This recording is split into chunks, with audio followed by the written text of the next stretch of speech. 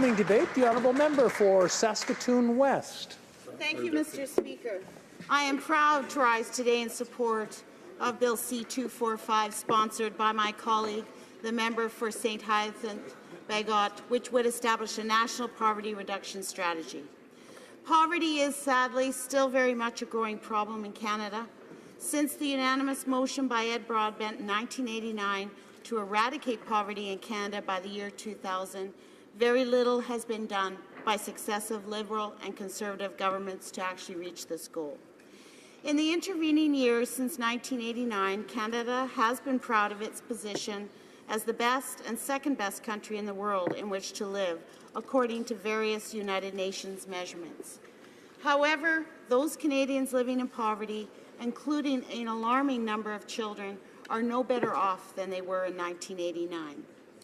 And how can this be, Mr. Speaker? In a country as blessed as Canada, with natural resources, a skilled and educated workforce, how can we tolerate a situation where our neighbours are struggling to find shelter, put food on the table, and take care of their families? In my office, Mr. Speaker, is a poster that says, "All it takes is political will." That poster was created to commemorate Ed Broadbent's motion in 1989, which every single member of Parliament voted to support. And yet, here we are in 2016, and very little has changed. Obviously, we did not have the political will. Our governments have failed to make poverty reduction a priority. Poverty reduction is a complex and challenging issue, but we must not let that paralyze us. Too much time has already been wasted by hand-wringing and repetitive consultations that don't produce any discernible improvements for people living in poverty. Bill C245 offers a turnkey proposal that the federal government can readily adopt and implement.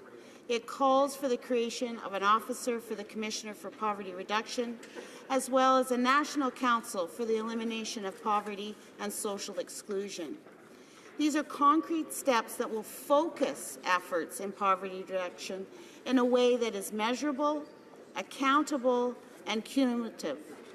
Governments have often said that we can't afford to do any number of things that will reduce poverty. On the contrary, Mr. Speaker, we can't afford to not do anything.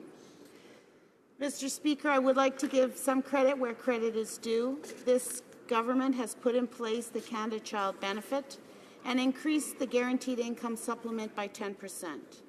Unfortunately, these measures by themselves are not sufficient to eradicate poverty in Canada in any meaningful way.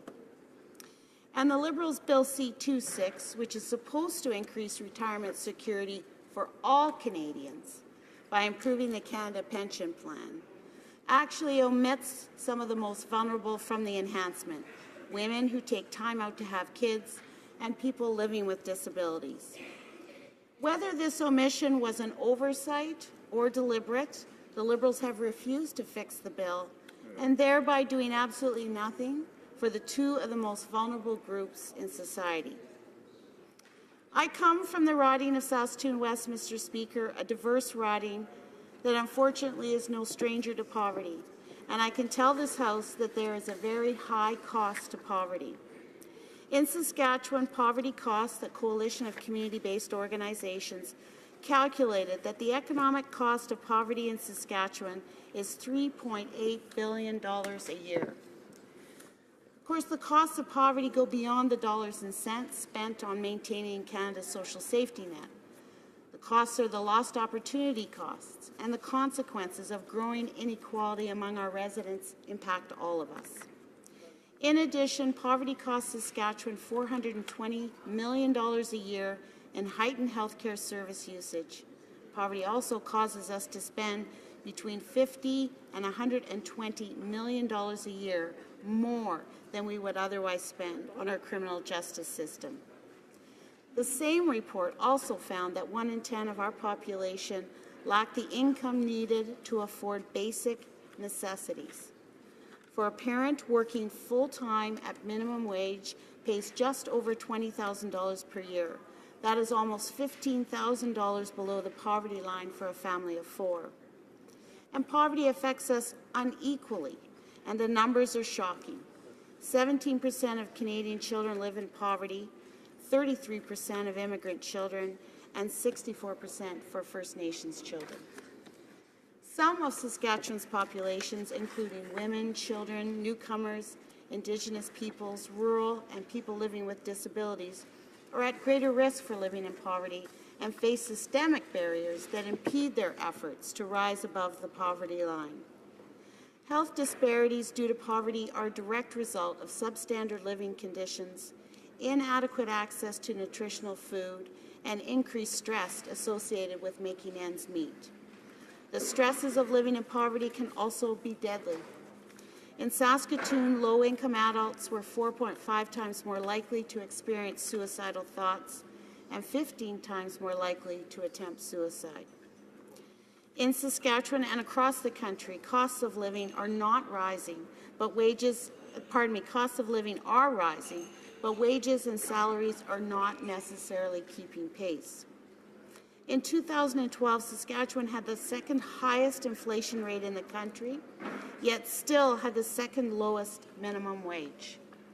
The good news is that overall, there is an increased public understanding about the social determinants of health and growing support for addressing the underlying causes of poor health. 94% of Saskatchewan residents support reducing poverty, with 89% supporting a provincial approach to poverty reduction in Saskatchewan. Therefore, we had high hopes in Saskatchewan when the provincial government adopted a poverty reduction strategy in 2014. Unfortunately, the Saskatchewan Party has now backed away from this priority at a time when it is needed most. Mr. Speaker, the evidence shows that working to reduce poverty in the first place costs less than paying to respond to the effects of poverty later. If we needed proof that poverty is growing instead of decreasing, we just have to look at last week's headlines. According to Hunger Count 2016, a comprehensive report on hunger and food bank usage in Canada, Saskatchewan has seen one of the largest increases in the number of people accessing food banks since last year. The percentage of children using food banks is highest in Saskatchewan. It represents 45% of everyone served. Steve Compton, the CEO of the Regina Food Bank, added that a job is no guarantee against food bank use. Nearly 1 in 6 households helped in Canada are working, yet still need a food bank to make ends meet. A lot of this has to do with the fact that low-wage, precarious jobs with no benefits are the only job growth our economy has seen. It is no wonder that Canadians continue to rely on food banks, and yet the Finance Minister has said that we should all get used to the job churn. The Liberal government needs to acknowledge that poverty is growing and use the levers it has to encourage stable, long-term jobs instead of shrugging their shoulders. A $15 federal minimum wage would be a good start. I'm very proud to say that in my riding, 4 progressive employers have already committed to paying their employees a living wage. A living wage makes a huge difference for families and individuals in their communities. A truly progressive government would understand this and act accordingly. Last week, Campaign 2000 released its annual report card on child and family poverty.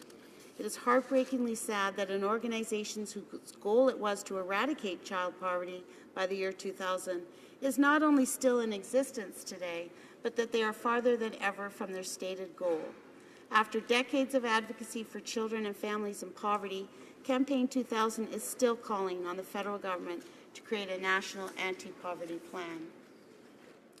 Their 2016 National Report Card, A Roadmap to Eradicate Child and Family Poverty, provides the latest statistics on child and family poverty in Canada and a clear recommendations for federal government action and leadership to end child and family poverty.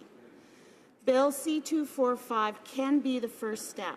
It has already been studied at committee, and the Minister of Families, Children and Housing has acknowledged it's an excellent bill. Mr. Speaker, the Liberals have stated many times in this House and at various committees that the federal government has a role to play in reducing poverty in Canada and that Canada needs a long-term collaborative strategy to combat poverty. Safe and affordable housing, affordable childcare, accessible health services, a living wage, and a basic income for everyone are all important factors that contribute to the well-being of all Canadians. It is my hope, Mr. Speaker, that this excellent bill will be passed without delay and that it will be part of a truly comprehensive and collaborative strategy that will finally tackle all the different factors that contribute to poverty in this country. Thank you, Mr. Speaker.